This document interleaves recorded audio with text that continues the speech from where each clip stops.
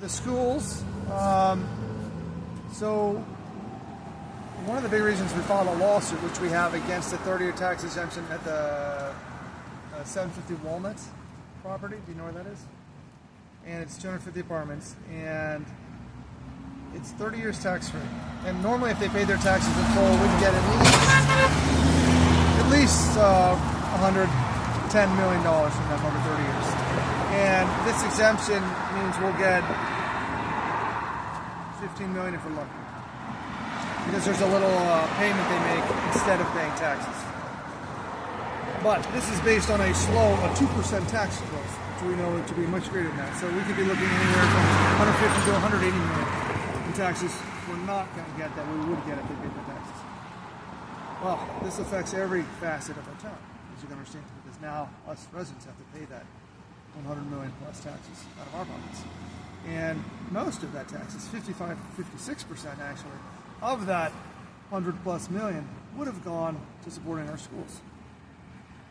So this shortchanges our schools 60 to 80 million dollars at a time when they need this money more than ever. Our schools need total upgrades on every level.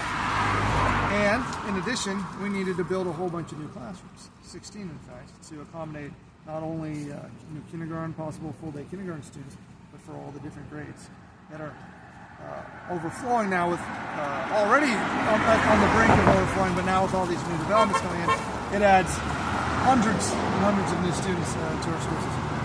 So to build these 16 classrooms, a year and a half ago, the school board had a referendum passed. And it was asking residents to vote voluntarily to raise $55 million out of our taxes.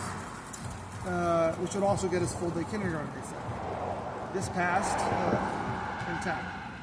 And a lot of people thought, however, that the $55 million not only would get us full-day kindergarten, but would also bring our schools all the way up modern and new as they're needed, all upgraded.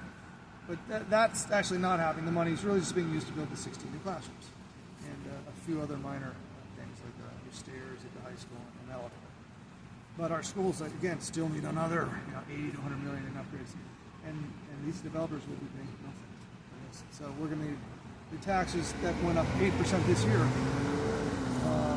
most of which is because the schools had to seek a waiver to increase their budget even way beyond the referendum amount. So not only do we have this referendum, but they then raised it well beyond that because of all these things needed.